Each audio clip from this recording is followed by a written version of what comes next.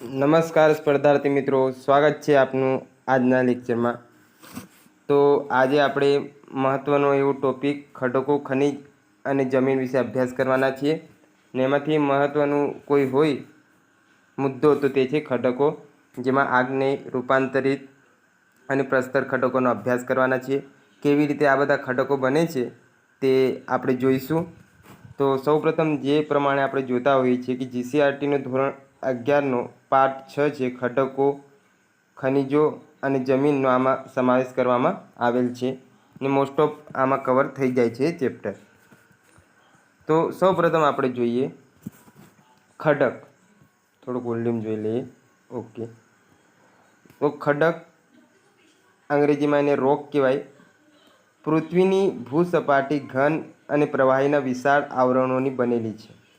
પૃથ્વીની ઉપરનો પોપડો ઘન તેમજ નક્કર પદાર્થોનો બનેલ છે। તે આપણને ખ્યાલ છે કે આપણી જે પૃથ્વી છે તે ઘન અને પ્રવાહી, એટલે ઘન એટલે મૃદાવરણ ને પ્રવાહી એટલે આપણે કહીએ ને જલાવરણની બનેલી છે। ત્યારબાદ ઉપરનો પોપડો ઘન તેમજ નક્કર પદાર્થનો બનેલ છે, જેને આપણે ખડક તરીકે ઓળખવામાં આવે છે। એક કે તેથી વધુ ખનિજ દ્રવ્યોના સંગઠિત જથ્થાને પણ ખડક કહેવામાં આવે છે। તો એમાં જોઈએ ઘન પદાર્થોના આવરણને મૃદાવરણ, લિથોસ્ફિયર અંગ્રેજીમાં કે ખડકાવરણ કહેવામાં આવે છે। ત્યારબાદ ખડકો નક્કર અને મૃદુ પણ હોઈ શકે છે, છિદ્રાળુ અને અછિદ્રાળુ તથા વજનમાં ભારે અને હલકા પણ હોઈ શકે છે। તો આવી રીતે આપણા ખડકો હોતા હોય, કોઈ હોય તે મૃદુ એટલે મુલાયમ, એટલે એટલા બધા નક્કર ના હોય, અમુક નક્કર હોય, અમુકમાં કાણા પડેલા હોય, અમુક કાણા વગરના હોય છે, અમુક ભારે હોય, અમુક હલકા હોય। તો આવી રીતે વિવિધ પ્રકારના આપણને ખડકો જોવા મળે છે। વિવિધ પ્રક્રિયાઓને કારણે જુદા જુદા પ્રકારના ખડકોનું નિર્માણ થતું આપણને જોવા મળે છે। તો એમાં સૌપ્રથમ આપણે જોવાના છીએ હવે ખડકોના પ્રકાર। તો નિર્માણ પ્રક્રિયાને આધારે ખડકોના 3 પ્રકાર પડે છે: આગ્નેય ખડકો, પ્રસ્તર ખડકો અને રૂપાંતરિત ખડકો। આ કોષ્ટક પતે એટલે હું તમને આ ત્રણેય ખડકો કેવી રીતે નિર્માણ પામે તે એક આકૃતિ દ્વારા સમજાવી દઈશ। તો ખડકોના પ્રકાર આપણે જોઈએ, એમાં આગ્નેયકૃત, ચાલો પહેલાં આપણે જોઈ લઈએ કે ખડકો કેવી રીતે બનતા હોય છે। થોડુંક આપણે છેલ્લે જોઈએ એટલે થોડીક અહીંયા આકૃતિ બનાવવાની આપણને ખ્યાલ પડે। તો આપણને ખ્યાલ છે તે પ્રમાણે આવી રીતે આ જ્વાળામુખી આપણે લઈએ। ચાલો, આ જ્વાળામુખી છે। હવે જ્વાળામુખી હોય તો સૌ પ્રથમ આપણે જોઈશું અગ્નિકૃત ખડકો। આનાથી તમારો કોન્સેપ્ટ છે જે આખો ક્લિયર થઈ જશે। ચાલો, તો આ છે જ્વાળામુખી। હવે જ્વાળામુખીની અંદર આપણને ખબર છે કે મેઘમાં ઘણું ગરમ રહેતું હોય છે ને તે બહાર આવે ને તેના કારણે સૌપ્રથમ જે ખડકો બનતા હોય છે તેને અગ્નિકૃત ખડકો કહેવામાં આવતા હોય છે। અગ્નિકૃત ખડકોને સૌપ્રથમ બનતા હોવાના કારણે પ્રાથમિક ખડકો પણ કહેવામાં આવે છે। તો આ એક મુદ્દો લેવો, સૌપ્રથમ અગ્નિકૃત ખડકો બને કોના કારણે? મેગ્માના કારણે। ત્યારબાદ આ તો ચાલો અગ્નિકૃત ખડકો બની ગયા। હવે એમાં અગ્નિકૃત ખડકો જે છે તેમાં એ પાછા એના શું હોય તો પ્રકાર પાડવામાં આવે છે। તો ચાલો, આ મેગ્મા છે। હવે આના થોડાક ઉદાહરણ તમારે યાદ રાખવા પડશે। આ ચાલો પર્વત બનાવી દઈએ, જ્વાળામુખી આમ। તો સૌપ્રથમ આંતરિક અગ્નિકૃત ખડક। આંતરિક અગ્નિકૃત ખડક કોને કહેવામાં આવે છે? કે આ જે મેઘમાં હોય છે બહાર નીકળવાનો પ્રયત્ન કરે પરંતુ નીકળી શકતો નથી ને અંદર જ કહેવાય ને કે આપણે ગહેરાઈ, હિન્દીમાં ગહેરાઈ કહીએ, તો અંદર જે ઊંડાઈમાં જ રહી જાય તો તેને આપણે આંતરિક અગ્નિકૃત ખડકો કહેતા હોઈએ છીએ। એનું ઉદાહરણ ગ પરથી ગહેરાઈ ને ગ પરથી ગ્રેનાઇટ, આ યાદ રાખો। ગ્રેનાઇટ એ આનું ઉદાહરણ છે આંતરિક અગ્નિકૃત ખડકનું। હવે આ તો ધારો કે અંદર રહી ગયું હતું. ત્યારબાદ અમુક મેઘમાં આ જે નળી છે એમાંથી બહાર નીકળવાનો પ્રયત્ન કરે, પરંતુ આમ વચ્ચે જ રહી ગયું. તો તેને આપણે મધ્યસ્થ લગભગ અગ્નિકૃત ખડક કહેતા હોઈએ છીએ. તે આપણે આગળ જોઈશું. તો આવી રીતે આ મેઘમાં વચ્ચે જ અહીંયા પર્વતમાં જમા થઈ ગયું. તો પર્વત વ્યવસ્થિત બનાવી દઈએ.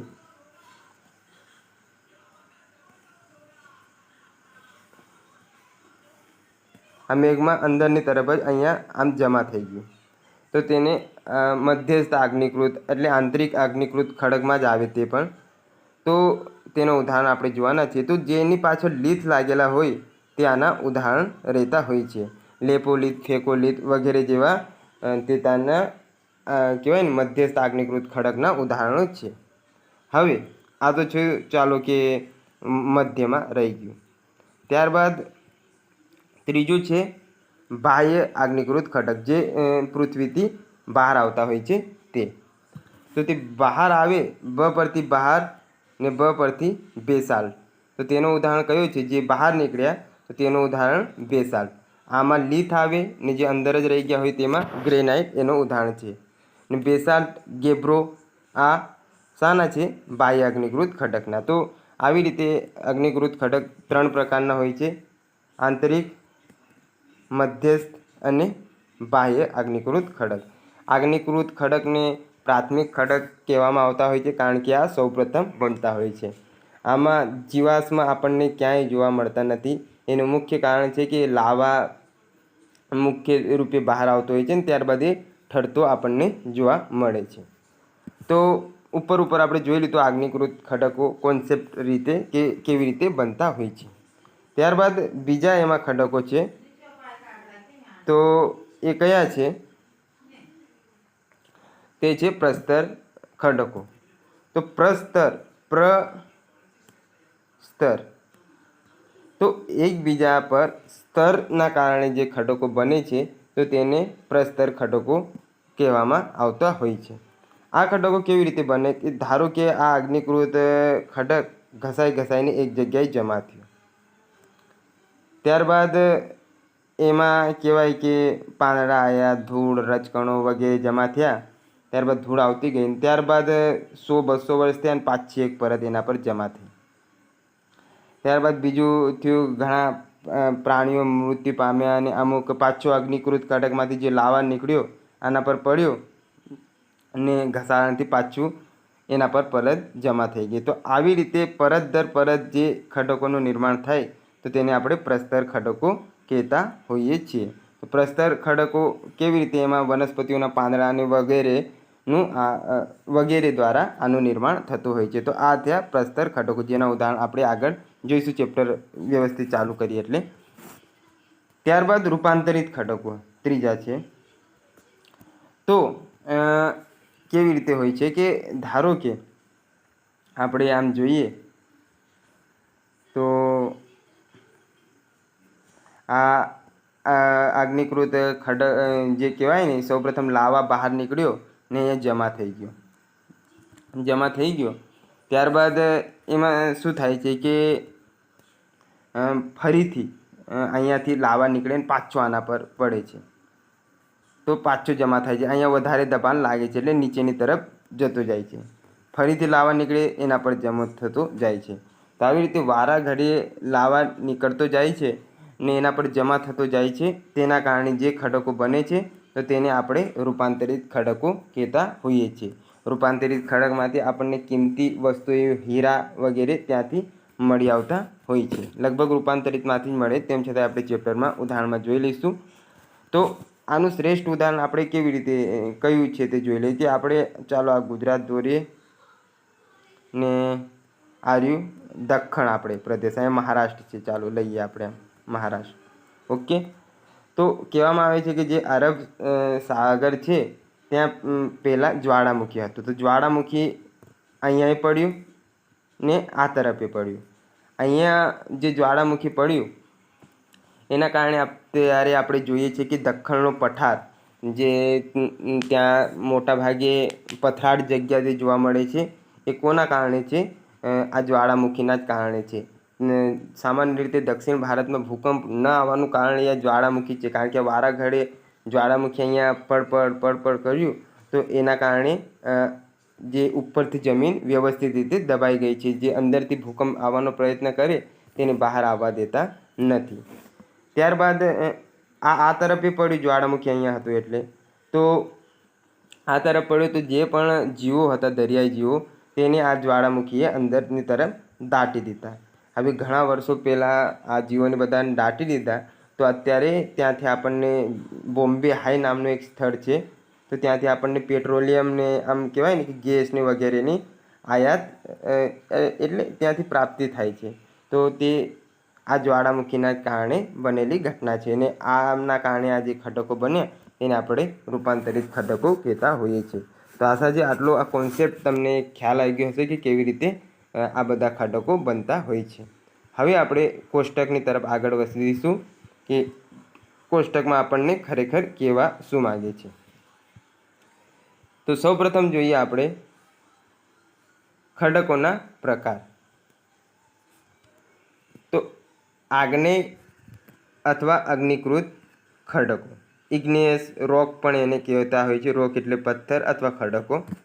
તો સૌપ્રથમ છે આંતરિક આગ્નેય ખડક. તો તેમાં અંતસ્થ આવે, જેનું ઉદાહરણ આપણે ગ્રેનાઇટ જોઈ ગયા. ત્યારબાદ એક મધ્યસ્થ આવે, જેમાં લીથ લાગતું હોય તો તેનો સમાવેશ આમાં થાય છે. બાહ્ય આગ્નેય ખડકોમાં જ્વાળામુખી દ્વારા જે નિર્માણ પામતા હોય છે, એક ક્ષારીય હોય ને એક એસિડિક હોય છે. ત્યારબાદ પ્રસ્તર ખડકો, સ્ટેટિફાઈડ રોક, જે એકબીજા પર સ્તર બનાવીને જે બનતા હોય છે ખડકો, જેને આપણે પ્રસ્તર ખડકો કહેતા હોઈએ છીએ. આ સામાન્ય રીતે ખડક પર પદાર્થ નિર્મિત, એમાં આપણે મેકેનિકલી ફોર્મમાં જોઈએ તો રેતીના છે, માટીના છે, કોંગ્લોમરેટ છે, એનો સમાવેશ થાય છે, જે ખડક પદાર્થ નિર્મિત છે.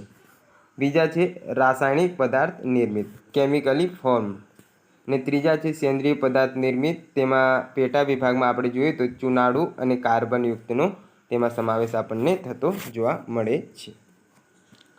ત્યારબાદ અંતમાં છે રૂપાંતરિત ખડકો, જેમાં સંસ્પર્શિત, પ્રાદેશિક રૂપાંતરણ અને ફોલિએશન વગેરે 3 પ્રકાર જોવા મળે છે. તો આ એક કોષ્ટક હતું, એને આપણે ડિટેલમાં અભ્યાસ કરવાના છીએ. તો સૌપ્રથમ એમાં જોઈએ આપણે આગ્નેય ખડક, ઇગ્નિયસ રોક. આગ્નેય અથવા અગ્નિકૃત ખડકોનું નિર્માણ જ્વાળામુખીના મેગ્માના વિવિધ રૂપે ઠરવાથી થાય છે. જે આપણે આકૃતિમાં જોયું કે જ્વાળામુખી પર્વતમાંથી જે મેગ્મા બહાર આવે અથવા અંદર રહી જાય અથવા મધ્યમાં રહી જાય, તે રીતે એ આ આગ્નેય ખડકોનું નિર્માણ થતું આપણને જોવા મળે છે. આ ખડકોની ઉત્પત્તિ સૌપ્રથમ થઈ હોવાથી તેને પ્રાથમિક ખડકો કે આદ્ય ખડકો પણ કહેવામાં આવે છે. કેમ? હા, ને એક વાત કહેવા રહી ગઈ કે સૌથી મજબૂત જો કોઈ ખડક હોય તો તે છે આપણે પહેલા ક્રમે આવશે રૂપાંતરિત, ત્યારબાદ આપણે આવશે આગ્નેય, અને ત્રીજા ક્રમે પ્રસ્તર ખડકો, કારણ કે એકબીજા પર આમ જ્વાળામુખી પડવાથી રૂપાંતરિત ખડકો, આરસ પહાડ વગેરે તે રૂપાંતરિત ખડકોના ઉદાહરણ છે. તો આ આગ્નેય ખડકો નીચે મુજબ 2 ભાગમાં વર્ગીકૃત કરી શકાય: આંતરિક આગ્નેય ખડક અને બાહ્ય આગ્નેય ખડક. તો આવી રીતે 2 ભાગમાં આગ્નેય ખડકોને આપણે વિભાજિત કરેલા છે. સૌપ્રથમ જોઈએ આંતરિક આગ્નેય ખડક. જ્વાળામુખીનો મેગ્મા સપાટી પર આવવાનો પ્રયત્ન કરે, પરંતુ ઉપર ન આવી શકવાના કારણે પેટાળમાં જ ઠંડો થઈ ઠરી જાય, ત્યારે તેનાથી બનતા ખડકોને આંતરિક અગ્નિકૃત ખડકો કહેવામાં આવે છે. આ સામાન્ય રીતે જોઈએ આપણે તો આ લાવા અંદરની તરફ જ અહીંયા ઠરી જાય, અહીંયાથી નીકળવાનું હોય પરંતુ જે અંદર જ ઠરી જાય, તો તેને આપણે આંતરિક અગ્નિકૃત ખડકો કહેતા હોઈએ છીએ. તેમાં અંતસ્થ આવે, અત્યારે આપણે જોયા તે અંતસ્થ હતું. અંતસ્થ અથવા પાતાળીય અગ્નિકૃત ખડક. મેગ્મા જ્યારે પેટાળમાં વધુ ઊંડાઈએ ઠંડો પડી ખડકનું નિર્માણ કરે તેને પાતાળીય અગ્નિકૃત ખડક કે અંતસ્થ ખડક કહેવામાં આવે છે. જે અંદર જ રહી જાય ને ત્યાં જે ખડકનું નિર્માણ કરે તો તેને પાતાળીય અગ્નિકૃત ખડક કે અંતસ્થ ખડક કહેવામાં આવે છે. ત્યારબાદ જોઈએ પાતાળમાં વધુ ગરમી હોવાથી મેગ્માને ઠંડો પડતા વધારે સમય લાગે છે, જેનાથી મોટા સ્ફટિકો રચાય છે. ભૂસંચાલન ક્રિયાથી તથા ઘસારણથી આ ખડક સપાટી ઉપર આવે છે. તો સામાન્ય રીતે ભૂકંપ થાય તો જ આ ખડકો સપાટી પર આવે, કારણ કે જોવામાં આવે તો આમ તો આવવાના છે નહીં, કારણ કે અંદર જ રહી ગયા, પરંતુ ભૂકંપના કારણે જે ઉથલ પાથલની પ્રક્રિયા થાય તો ત્યારે આ ખડકો અંતસ્થ જે આગ્નિકૃત ખડકો છે તે બહાર આવી જતા હોય છે.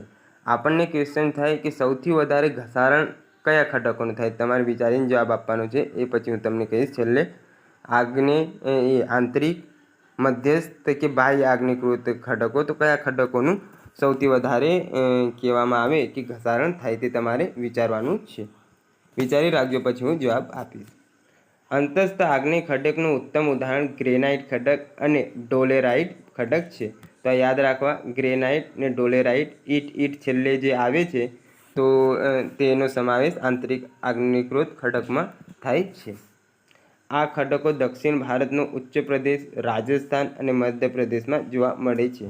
તો આ પ્રદેશોમાંથી આપણને આ ખડકો જોવા મળે છે. રાજસ્થાન છે, મધ્યપ્રદેશ અને દક્ષિણ ભારતનો જે પઠાર અથવા દક્ષિણનો ઉચ્ચ પ્રદેશ છે ત્યાં આપણને આ જોવા મળે છે. ત્યારબાદ બીજા ક્રમે છે મધ્યસ્થ અગ્નિકૃત ખડક. જ્વાળામુખીનો મેઘમાં ઉપર આવવાનો પ્રયત્ન કરે, પરંતુ સપાટી પર આવવાને બદલે માર્ગમાં તિરાડો વગેરેમાં જમા થઈ નક્કર સ્વરૂપ ધારણ કરે તેને મધ્યસ્થ અગ્નિકૃત ખડક કહેવામાં આવે છે. તો સામાન્ય રીતે આ જ્વાળામુખી, આ પર્વત આપણે વિચારી લઈએ, અહીંયા ત્યાં જ્વાળામુખી આવવાનો પ્રયત્ન કર્યો, પરંતુ અહીંયા ખૂણામાં જ રહી ગયો, બહાર આવી શક્યો નહીં, તો તેને આપણે મધ્યસ્થ અગ્નિકૃત ખડક કહેવામાં આવતું હોય છે. એના ઉદાહરણોમાં જોઈએ તો લેકોલિથ છે, લોપોલિથ છે, ફેકોલિથ છે, લોપોલિથ, ડાઇક, સીલ.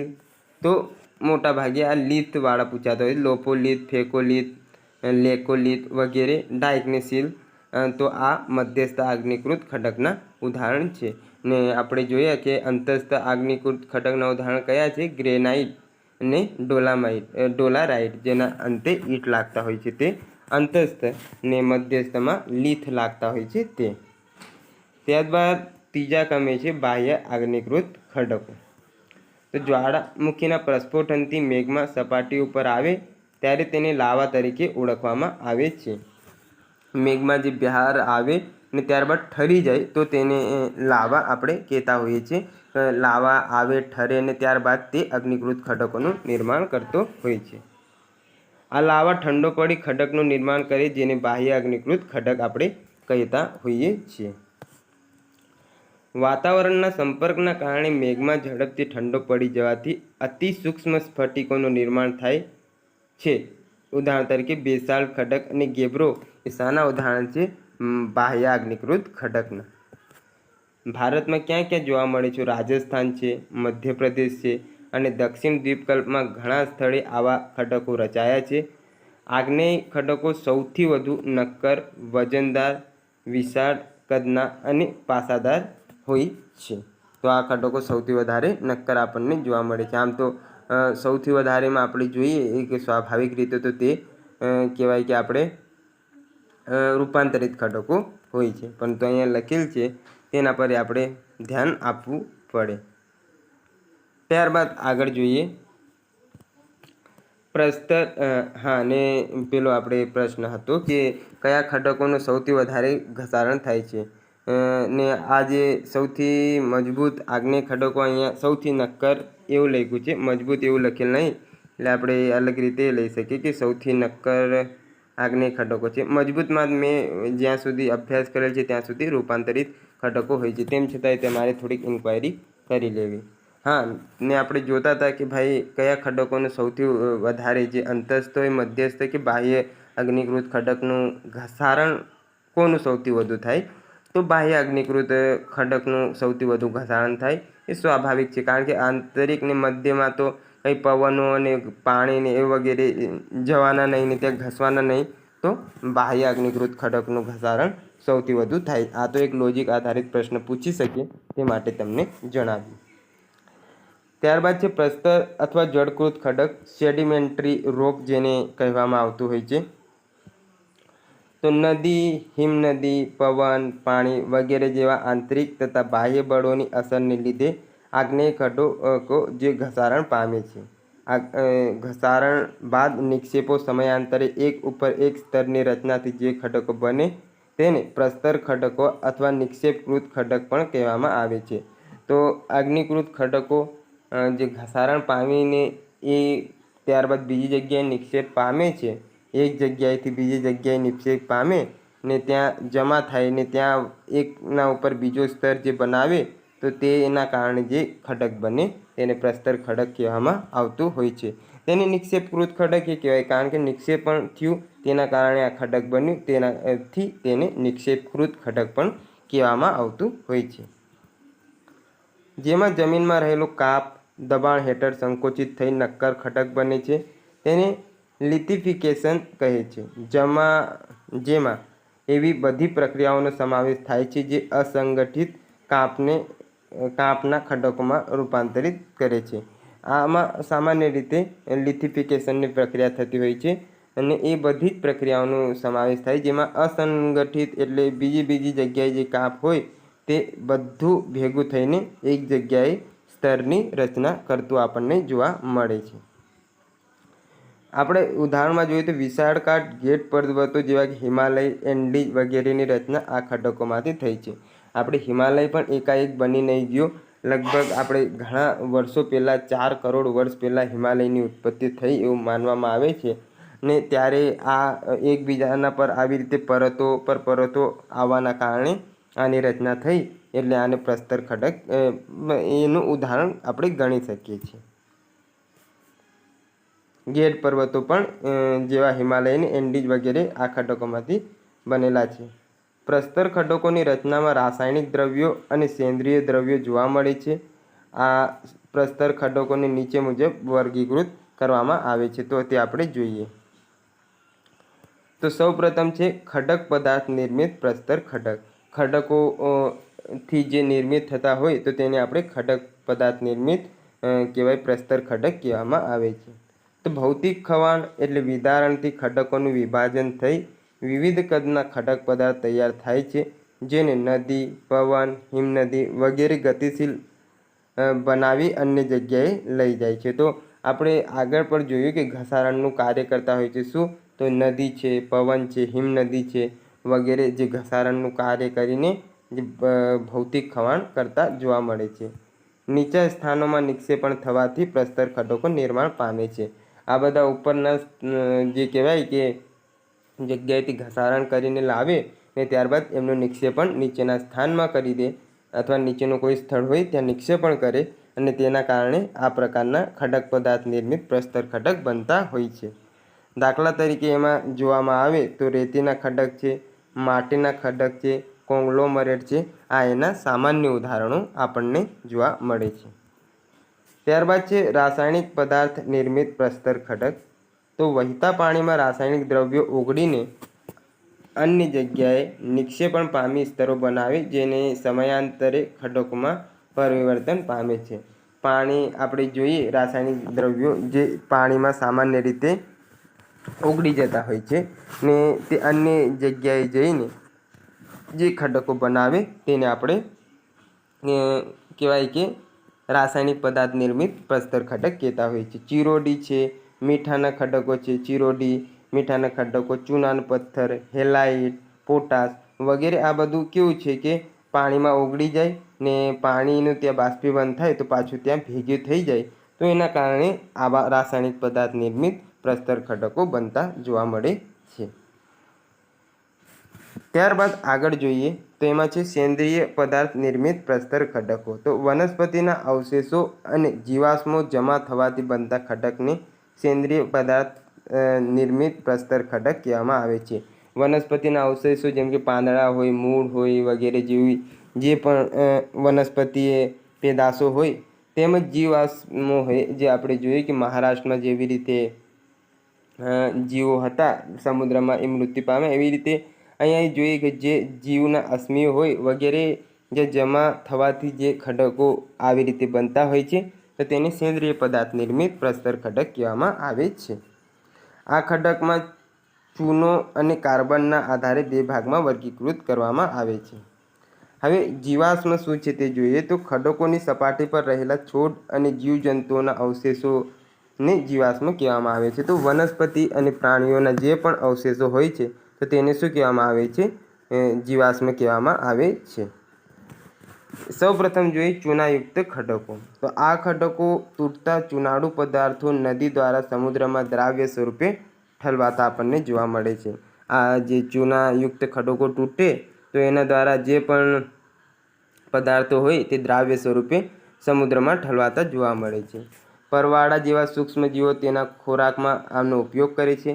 પરવાળા જેવા જલીય સૂક્ષ્મજીવો નિક્ષેપથી ચૂનાનું ખડક બને છે. તો આ આપણને અહીંયા જોવા મળે છે. ચૂનાના ખડક તે તેના ઉદાહરણ છે. ત્યારબાદ છે કાર્બનયુક્ત ખડકો. તો વનસ્પતિના અવશેષો જમીનમાં દટાઈ જાય ત્યારે પૃથ્વીની લાંબા ગાળાની આંતરિક ગરમીથી અસરથી રચાતા ખડકને કાર્બનયુક્ત ખડક કહેવામાં આવે છે. આ ખડકનું ઉદાહરણ બિહાર અને ઝારખંડ વગેરે રાજ્યોમાં મળી આવતા ખનિજ કોલસો છે. તો કાર્બનયુક્ત એટલે આપણે જોવા મળે તે એમાં કોલસાની વધુ માત્રા હોય છે અને આ કાર્બનયુક્ત ખડકો પર જો ફરીથી અગ્નિકૃત ખડકોમાંથી લાવા પથરાય તો તે વારા ઘડીએ અહીંયા પડ્યા કરે તો તેના કારણે રૂપાંતરિત ખડકો બનતા હોય છે. અને જે કોલસો અંદરની તરફ જતાં જતાં છેલ્લે હીરાનું સ્વરૂપ ધારણ કરી લેતો આપણને જોવા મળે છે. ત્યારબાદ આગળ છે રૂપાંતરિત ખડકો, જેને મેટામોર્ફિક રોક પણ કહેવામાં આવતું હોય છે.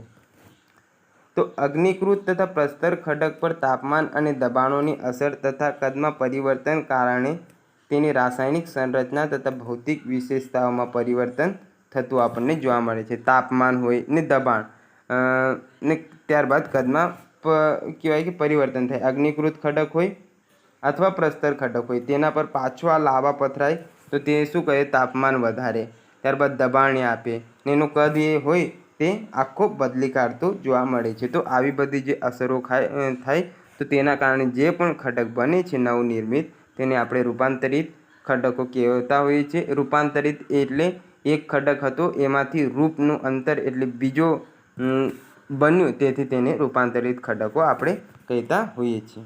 એમને વિકૃત ખડકો પણ કહેવામાં આવે છે કારણ કે વિકૃતિના કારણે તે ખડકો બન્યા છે. તેમને રૂપાંતરિત કે વિકૃત ખડક કહે છે તથા આ પ્રક્રિયાને રૂપાંતરણ એટલે મેટામોર્ફિઝમ કહેવામાં આવતું હોય છે.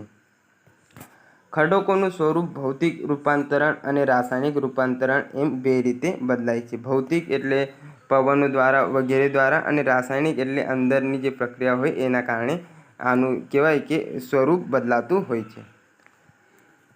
રૂપાંતરિત ક્રિયાને કારણે ખનિજોના સ્વરૂપ અને ખડકોના આકારમાં ફેરફાર થાય છે જેથી તેમાં સ્ફટિકો જેવી રચના જોવા મળે છે. તેમાં જોઈએ ઉદાહરણ તરીકે રાજસ્થાનમાંથી મળી આવતા ચૂનાના ખડકોનું રૂપાંતર થઈ આરસપહાણ અને રેતીના ખડકોનું રૂપાંતરણ થઈ ક્વાર્ટઝાઇટ એટલે દૂધિયું ખડક બને છે. રાજસ્થાનમાં છે જે ચૂનાના ખડકો મળી આવે તેમાંથી આરસપહાણ અને જે રેતી છે તેનું રૂપાંતર થઈને ક્વાર્ટઝાઇટ એટલે દૂધિયું ખડક બને છે. હિમાચલ પ્રદેશના કુમાઉં અને કાંગડા વિસ્તારમાં જુદા જુદા રંગની સ્લેટ મળી આવે છે. ત્યારબાદ જોઈએ ઉષ્મીય રૂપાંતરણના બે પ્રકાર છે. સંસ્પર્શિત એટલે સંપર્ક રૂપાંતરણ અને પ્રાદેશિક રૂપાંતરણ. સંસ્પર્શિત રૂપાંતરણ જોઈએ જેને કોન્ટેક્ટ મેટામોર્ફિઝમ કહેવામાં આવે છે. આ પ્રકારના રૂપાંતરણમાં ખડકો પ્રવાહી મેઘમાં અને લાવાના સંપર્કમાં આવે છે. જે પ્રવાહી મેઘમાં હોય અથવા લાવા હોય તેના સંપર્કમાં આવે છે તથા ઉચ્ચ તાપમાનમાં ખડક પદાર્થનું પુનઃસ્ફટિકરણ થતું જોવા મળે છે. વધારે તાપમાન અને એના કારણે આનું પુનઃસ્ફટિકીકરણ થતું આપણને જોવા મળે છે. આ ખડકોનું નિર્માણ થાય છે. આ પુનઃસ્ફટિકરણ રિસાયકલેશન થાય તો તેના કારણે આ ખડકો બને છે. તેને સંસ્પર્શિત રૂપાંતરણ કહેવામાં આવે છે. ત્યારબાદ છે પ્રાદેશિક રૂપાંતરણ રિજનલ મેટામોર્ફિઝમ. આ પ્રકારના રૂપાંતરણમાં ઊંચા તાપમાન અથવા દબાણ અથવા બંનેના પરિણામે ખડકોના વિવર્તનિક દબાણના કારણે એક વિકૃતિઓ ભંગાણ થાય છે જેનાથી ખડકોનું પુનઃસ્ફટિકીકરણ થાય છે. જેને પ્રાદેશિક રૂપાંતરણ કહે છે. ઉદાહરણ તરીકે આરસપહાણ અને ક્વાર્ટઝાઇટ. તો આ આરસપહાણની જે ક્વાર્ટઝાઇટ છે તે કોના ઉદાહરણ છે? પ્રાદેશિક રૂપાંતરણના. ત્યારબાદ છે ફોલિએશન. રૂપાંતરણની પ્રક્રિયામાં ખડકો અમુક કણો અથવા ખનિજ સપાટીની રેખાઓના રૂપ પુનરાવર્તિત સ્તરમાં વ્યવસ્થિત ગોઠવાઈ ખનિજ કણોની આ પ્રકારે ગોઠવણીને ફોલિએશન અથવા રેખાંકન કહેવામાં આવે છે. જે ખનિજ પદાર્થોના અમુક કણો હોય તે એક જગ્યાએ ભેગા થઈને ગોઠવાઈ જાય તો તે ગોઠવણીને આપણે ફોલિએશન અથવા રેખાંકન કહેતા હોઈએ છીએ. ત્યારબાદ આગળ જોઈએ તો કેટલીક વખત ખનિજ કે વિભિન્ન સમૂહના કણ રૂપાંતરિત ખડકોની પાતળીથી જાડી સપાટીમાં વ્યવસ્થિત રીતે ગોઠવાયેલા હોય છે અને તેનો રંગ આછો કે ઘાટો દેખાય છે.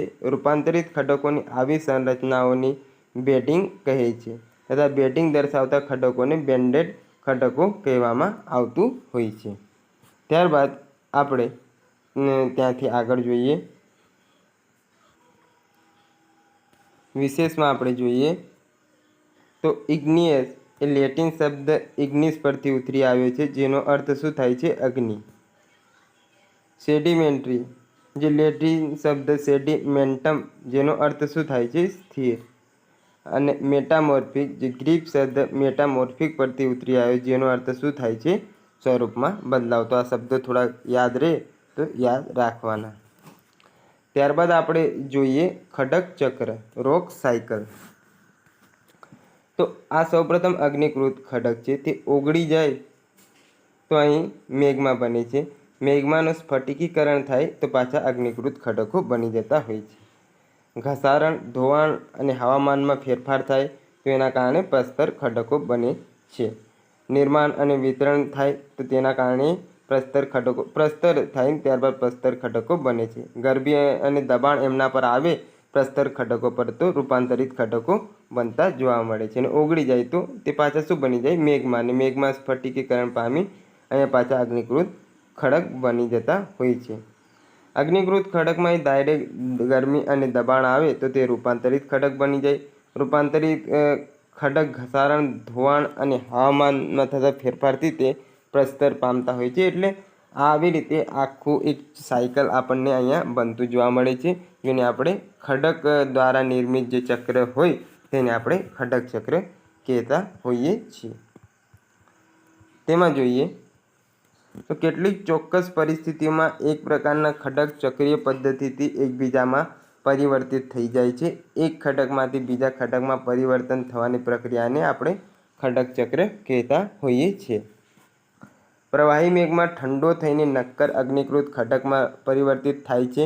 આ અગ્નિકૃત ખડકો નાના નાના ટુકડા રૂપે એક સ્થળેથી બીજા સ્થળે સ્થળાંતરિત થઈ પ્રસ્તર ખડકનું નિર્માણ કરે છે. તો આ બધું તો આપણે જોઈ લીધું છે. તાપમાન અને દબાણના કાર્ય અગ્નિકૃત અને પ્રસ્તર ખડક રૂપાંતરિત ખડકમાં બદલાઈ જાય છે. અતિશય તાપમાન અને દબાણના કારણે રૂપાંતરિત ખડક પુનઃ ઓગળીને પ્રવાહી મેઘમાં બની જાય છે. આ પ્રવાહી મેઘમાં ફરી ઠંડો થઈને નક્કર અગ્નિકૃત ખડકોમાં ફેરવાઈ જાય છે. તો સામાન્ય રીતે આ પ્રક્રિયા આપણને જોવા મળે. જોઈએ ફરીવાર અહીંયા તો અગ્નિકૃત ખડક છે ઓગળી ગયું, મેઘમાં બન્યું, સ્ફટિકીકરણ થઈને પાછું અગ્નિકૃત ખડક બની ગયું. એક ચક્ર આ.